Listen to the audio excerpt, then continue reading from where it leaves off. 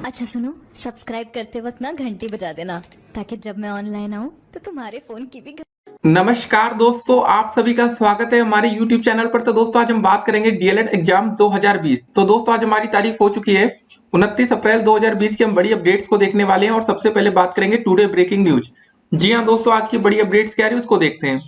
सबसे पहले दोस्तों बात होगी कि क्या नई शिक्षा नीति से क्या नई शिक्षक भर्ती दोस्तों आपकी प्रभावित होगी। जी हाँ दोस्तों, उसके बाद हम डिस्कस करेंगे कि लेखपाल भर्ती का आखिर क्या हुआ। तो आपने कुछ दिन पहले सुना होगा कि 5200 पदों पर दोस्तों लेखपाल भर्ती आनी थी। अब उसका क्या हुआ किसी को कुछ नहीं पता, उस पर हम डिस्कस करेंगे।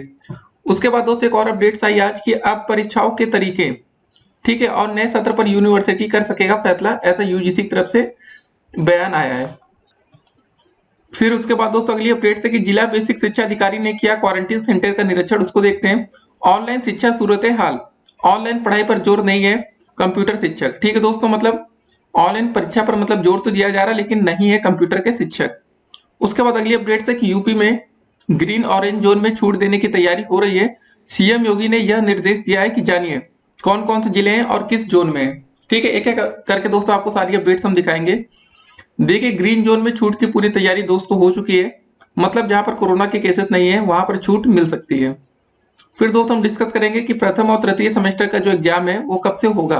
आज हमारी तारीख हो चुकी है 29 अप्रैल 2020। अब दोस्तों कितना समय और बचा है आपकी परीक्षा को शुरू होने में। ठीक है, तो सबसे पहले दोस्तों आज की हम पीएनपी अपडेट्स को लेकर भी इस वीडियो में डिस्कस करने वाले हैं। तो चलिए दोस्तों शुरू करते हैं एक एक करके सारी अपडेट्स को। तो सबसे पहले दोस्तों देखते हैं कि मुख्यमंत्री जी ने क्या कहा है। देखिए मुख्यमंत्री ने कोरोना से कम प्रभावित जिलों में कार्य योजना बनाने को कहा है। तो देखिए ग्रीन जोन में छूट की तैयारी है। तो सबसे पहले दोस्तों हम आपको बता दें कौन कौन से ऐसे जिले हैं जो रेड जोन में आते हैं। अगर आप आगरा में रहते हैं, लखनऊ में रहते हैं, गाजियाबाद, नोएडा, कानपुर, मुरादाबाद, वाराणसी, शामली, मेरठ, बुलंदशहर, बस्ती, हापुड़, फिरोजाबाद, सहारनपुर, रायबरेली, बिजनौर, सीतापुर, रामपुर, अमरोहा, संत कबीर नगर और अलीगढ़। तो दोस्त अगर आप यहाँ पर रहते हैं तो ये दोस्तों आपका आता है रेड जोन में, मतलब दोस्तों यहाँ पर छूट मिलने की कोई उम्मीद अभी मत समझिए।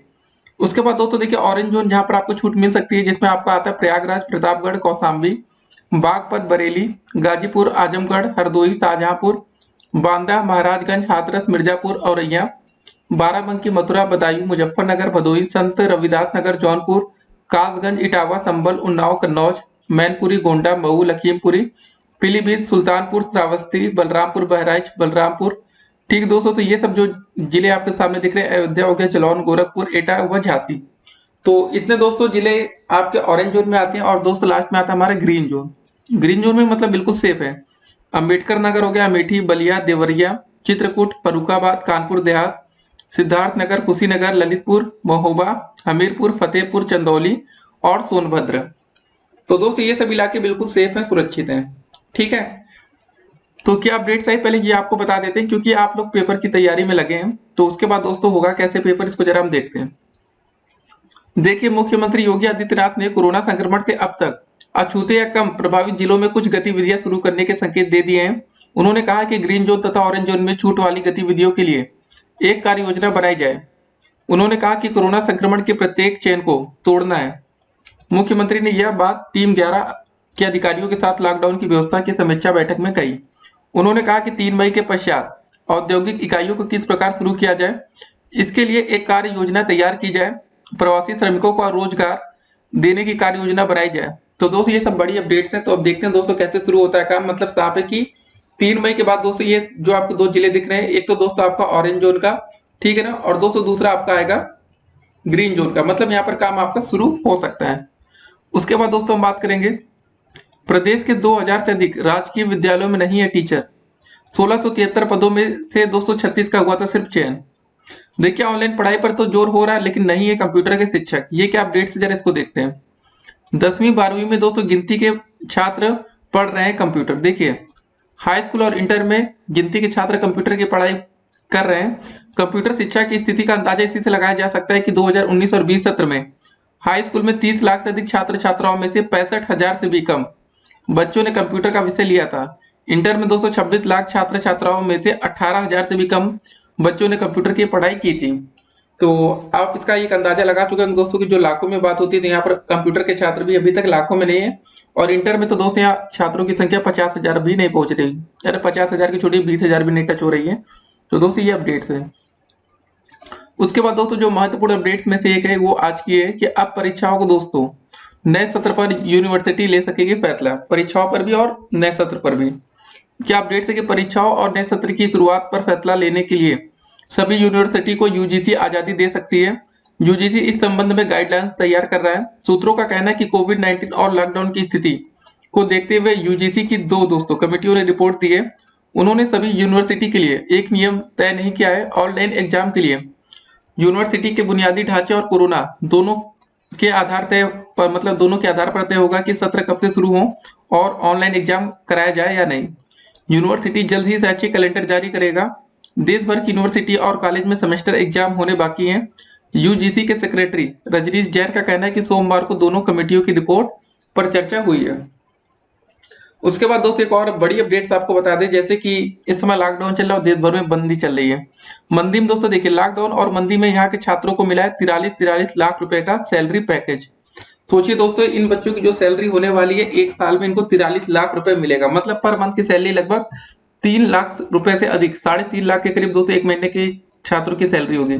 सोचिए यहाँ पर दोस्तों जो टीचर्स बनते हैं उनकी एक साल की सैलरी तकरीबन 5 लाख रुपए होती है, और इन छात्रों की दोस्तों जो सैलरी होगी वो 3.5 लाख रुपए पर मंथ। तो ये दोस्तों एक बड़ी अपडेट है, ठीक है ना। तो मतलब मंदी दोस्तों कैसी भी रही, अगर आपके अंदर टैलेंट है तो आप एक अच्छी खासी नौकरी ले सकते हैं। जी हाँ दोस्तों, इस समय सभी को लग रहा होगा यार इस समय नौकरी तो हर जगह जा रही होगी, लेकिन दोस्तों नौकरी मिल भी रही है। तो इन बच्चों को दोस्तों फिलहाल हम आपको बता दें आईटी सेक्टर में इनको नौकरियां दी गई हैं, और इनका जो पैकेज एक साल का 43 लाख रुपए इनको मिलेगा। उसके बाद एक और अपडेट है कि आईआईटी छात्रों ने बनाया कमाल का रोबोट, ठीक है। उसके बाद देखिए डीयूएसओ के सैकड़ों छात्रों का एक ही सवाल, कब होगी परीक्षा। जी हाँ दोस्तों, सभी छात्रों का एक ही सवाल आ रहा है, यार पेपर होगा या नहीं होगा। फिर दोस्तों जेएनयू में अब छात्रों को रामायण से सिखाएगा नेतृत्व कौशल का पाठ। फिर दिल्ली कंप्यूटर शिक्षकों को ना मिली सैलरी, ना बढ़ा जॉब का कॉन्ट्रैक्ट। तो दोस्तों ये सारी अपडेट्स हैं। उसके बाद चलिए हम थोड़ा कोरोना के डिस्कस कर लेते हैं, दुनिया भर में क्या हाल है कोरोना का। तो दोस्तों अब तक दुनिया भर में 31,36,508 मामले कोरोना के पॉजिटिव पाए गए हैं। पिछले 24 घंटे में 76,000 से अधिक मामले आए, और अब तक दोस्तों 2,17,813 लोगों ने अपनी जान गंवाई है सिर्फ कोरोना वायरस के चलते, ठीक है ना। ये दोस्तों एक बहुत ही बड़ा आंकड़ा है। आपको बता दें कि अमेरिका में दोस्तों यूएसए में पिछले 24 घंटों में 2,470 लोगों की जान गई है, और दोस्तों यहाँ पर अब तक 1 लाख से अधिक, मतलब 1,42,000 से अधिक लोगों ने अपनी जान बचा ली, मतलब वो सही हो चुके हैं। और दोस्तों देखिए यहाँ पर अभी भी केस बहुत तेजी से बढ़ रहे हैं। पिछले 24 घंटे में यहाँ 25,000 से अधिक मामले दर्ज हुए हैं, ठीक है ना। दूसरे नंबर पर दोस्तों आपका स्पेन आता है। यहाँ पर मामलों की जो संख्या दोस्तों पिछले 24 घंटे में 2700 मामले दर्ज हुए, और इटली दोस्तों देखिए जो सबसे ज्यादा मामले यहाँ पर बढ़ रहे थे। तो ये दोस्तों काफी अच्छे से काम कर रहा है, रिकवर भी हो रहा है। देखिए इटली में दोस्तों आप एक चीज देख रहे होंगे कि पिछले 24 घंटे में सिर्फ 2,000 मामले नए आए, जो कि दोस्तों शुरुआत में आप देख रहे होंगे कि एक दिन में यहाँ पर 10,000 मामले आते थे, लेकिन काफी हद तक रोकथाम यहाँ पर लग चुकी है। अब तक 27,000 से अधिक लोगों की जान गई है, और 268,941 लोग यहाँ से रिकवर्ड भी हो चुके हैं, मतलब सही हो चुके हैं। तो और एक्टिव केसेस में दोस्तों यहाँ पर थोड़े से मामले ज्यादा 1 लाख के ऊपर चल रहा है। स्पेन में दोस्तों वही बात करें हम लोग, यहाँ पर अब तक 23,000 लोगों की जान गई है, लेकिन यहाँ पर बचने वालों की तादाद बहुत ज्यादा है, मतलब 1 लाख से ऊपर लोगों ने अपनी जान बचा ली है। यूके में दोस्तों अब तक 21,000 से अधिक लोगों ने अपनी जान गंवाई है। उसके बाद दोस्तों हम बात करेंगे इंडिया में क्या हाल है। तो अपने देश में दोस्तों भारत में देखिए 31,000 से अधिक दोस्तों लोगों में कोरोना के संक्रमण अब तक मिल चुके हैं। पिछले 24 घंटों में दोस्तों 1,873 नए मामले दर्ज हुए, और दोस्तों हमारे देश में अब 1,000 मामला पार हो चुका है मरने वालों की संख्या, मतलब 1,000 से अधिक लोगों ने कोरोना वायरस के चलते अपनी जान गंवाई है। एक बात और आपको बता दें कि दोस्तों अगर कोरोना वायरस ना आता तो भी दोस्तों यहाँ पर एक्सीडेंट्स या काफी तरीके से लोग यहाँ पर काफी लोगों की जान जाती थी, लेकिन वो जाने नहीं गई। तो कोरोना आने से दोस्तों ये मामला क्या हो गया ना, अब एक डर ज्यादा फैल गया है कोरोना का। लेकिन दोस्तों अब तक फिर भी काफी ज्यादा लोगों की जान गई हमारे देश में, 1,008 लोगों की। और दोस्तों सबसे अच्छी बात ये रही कि अब तक 7,747 लोगों ने अपनी जान बचा भी ली है, मतलब रिकवरी काफी अच्छी चल रही है अपने देश में। और 22,000 दोस्तों 569 मामले ऐसे हैं जो अभी एक्टिव में हैं, मतलब इनका इलाज अभी चल रहा होगा हॉस्पिटल में। तो काफी ठीक है दोस्तों अपने देश की कंडीशन, लेकिन केसेस काफी तेजी से अब अपने देश में बढ़ रहे हैं। ये दोस्तों थोड़ी सी बुरी खबर होगी। और दोस्तों बाकी देशों में उतनी तेजी से अब केसेस नहीं बढ़ रहे हैं जितनी तेजी से अपने देश में बढ़ रहे हैं। वही दोस्तों बात करें रसिया की, तो अब यहाँ पर मामले 93,000 से ऊपर जा चुके हैं। 867 लोगों की जान गई है और रिकवरी दोस्तों 8,000 से अधिक लोगों की हो चुकी है। लेकिन आप एक चीज जरा देखेंगे रसिया में और इंडिया में फर्क, कि दोस्तों यहाँ पर मामले 93,000 तक पहुंचे हैं, इंडिया में 31,000 मामले पहुंचे हैं। यहाँ पर दोस्तों रिकवरी जो हुई है वो 8,456 लोगों की हुई और अपने देश में 7,747। मतलब साफ है दोस्तों कि अपने देश की जो रिकवरी हो रही है वो काफी तेजी से हो रही है। जी हाँ दोस्तों, किसी भी देश से कंपैरिजन करें तो हम लोग के देश की रिकवरी वो काफी फास्ट हो रही है। जी हाँ दोस्तों, ज्यादा अंतर नहीं है 8,456 में और 7,747। लेकिन दोस्तों आपको यहाँ पर बड़ा अंतर दिखेगा कि यहाँ पर 93,000 मामले आए और दोस्तों अपने देश में 31,000 मामले दर्ज हुए हैं। तो मतलब साफ है दोस्तों कि हमारे देश के लोग काफी तेजी से सही हो रहे हैं।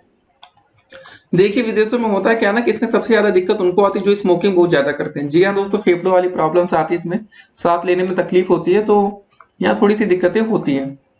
ठीक है, तो एक और अपडेट दोस्तों जो आई थी आज हमारी, की बेसिक शिक्षा अधिकारी ने किया क्वारंटीन सेंटर का निरीक्षण।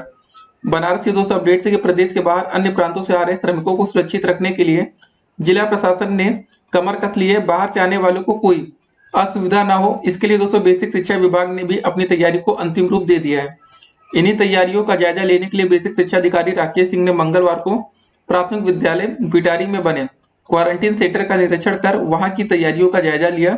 उन्होंने सेंटर पर पेयजल, शौचालय व अन्य सुविधाओं की जानकारी प्रधानाध्यापक रविंद्र कुमार सिंह से लिया। निरीक्षण के दौरान उन्होंने रसोइयों को भी निर्देशित किया कि जब भी कोई आता है उसे भोजन जरूर कराएं। इस अवसर पर विद्यालय के सहायक अध्यापक दीपक गुप्ता, शिक्षा मित्र सविता कुमारी आदि मौजूद रहे। देखिए दोस्तों सिंपल सी बात है यार, यहाँ पर एक बात और कि यहाँ पर जो टीचर्स हैं तैनाती की गई है वो थोड़ी सी दोस्तों खतरनाक हो सकती है, क्योंकि यहाँ पर एक ट्रेंड लोगों को रखना चाहिए। जैसे दोस्तों एक डॉक्टर की टीम होनी चाहिए यहाँ पर, जो कि दोस्त इनकी निगरानी कर सके। पता चले कि अगर उनको कोरोना वायरस का संक्रमण हुआ तो दिक्कतें हो सकती है।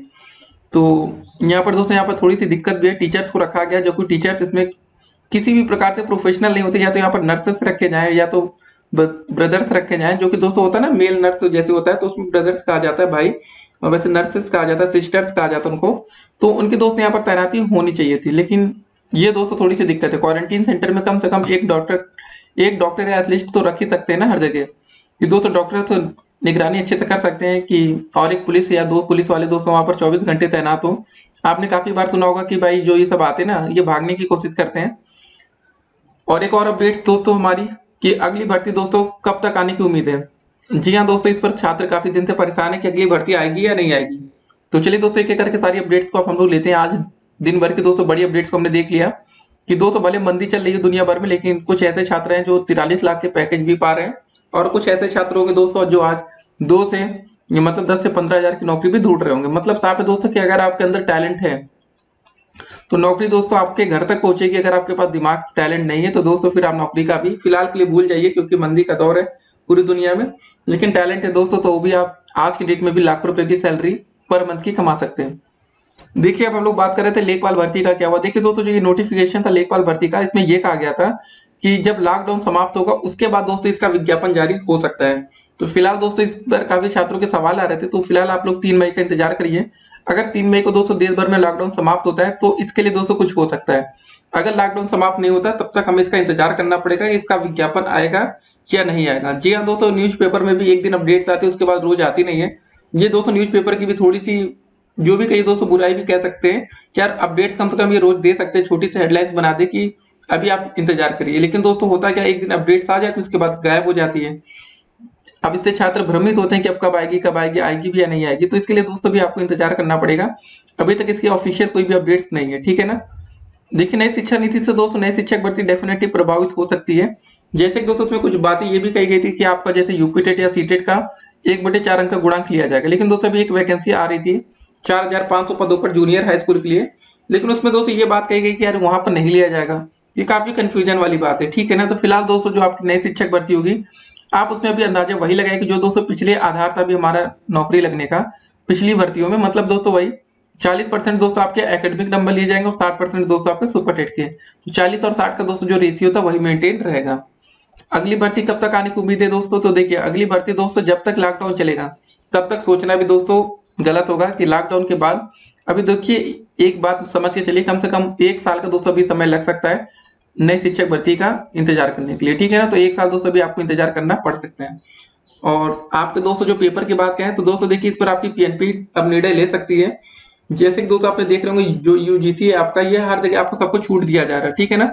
तो अभी दोस्तों जैसे हमने देखा कि अब दोस्तों जो परीक्षाएं होंगी, ठीक है ना, परीक्षाओं दोस्तों और नए सत्र पर यूनिवर्सिटी दोस्तों ले सकेंगे फैसला। तो अब इनको देखना है कि परीक्षा अपनी कैसे करा सकते हैं और इनका नया सत्र वो कब से शुरू होगा। अब दोस्तों इनको इनके हाल पर छोड़ा जा सकता है, मतलब दोस्तों कोई इंटरफेयर नहीं करेगा। जब दोस्तों इनको सही लगे तब से ये शुरुआत कर सकते हैं, मतलब छात्रों का फायदा भी हो और लगे कि कंडीशन सब कुछ बिल्कुल सामान्य है, तो ये अपना आगे का सत्र शुरू कर सकते हैं। देखिए दिक्कतें क्या होती है ना कि कॉलेज में कभी कभी बच्चे क्या होते हैं, काफी बच्चे हॉस्टल में रहते हैं और काफी बच्चों को दोस्तों घर से आना पड़ता है। तो हॉस्टल वाले बच्चे तो भाई क्लास अटेंड कर सकते हैं, लेकिन जो बच्चे दूर से आते हैं उनका क्या होगा। तो वैसे दोस्तों टीचर्स भी कैसे आएंगे, टीचर्स तो ऐसा है नहीं कि सभी लोग कॉलेज में रहते हैं, तो यहाँ देखिए दिक्कतें हो सकती है। तो इस अपडेट के लिए दोस्तों हम इंतजार करेंगे, फिर देखते हैं कि जो भी अपडेट्स आएंगे हम आपको देते रहेंगे। फिलहाल दोस्तों ये मान के चलिए कि अभी यहाँ पर समय लगने वाला है। तो ठीक है, मिलते हैं अगली वीडियो में, तब तक के लिए स्टे कनेक्टेड और परीक्षा की तैयारी दोस्तों आप लोग करते रहिए। 3 मई के बाद दोस्तों डेफिनेटली आपका ये बिल्कुल दूध का दूध पानी का पानी होने वाला है कि आपकी परीक्षाएं कब से होंगी। तो मैक्सिमम दोस्तों आपको इंतजार करना पड़ेगा 3 मई को। हो सकता हो कि 3 मई को मोदी जी एक जैसे दोस्तों आपने देखा होगा पिछले लॉकडाउन के अंतिम दिन मोदी जी आए थे, उन्होंने ये खुद ही बताया था कि भाई लॉकडाउन आगे बढ़ेगा, लेकिन इस बार भी हो सकता है कि 3 मई को भी दोस्तों मोदी जी आ सकते हैं और लॉकडाउन पर दोस्तों कुछ चर्चाएं कर सकते हैं। तो इंतजार करते हैं, फिर मिलते हैं अगली वीडियो में, तब तक के लिए स्टे कनेक्टेड।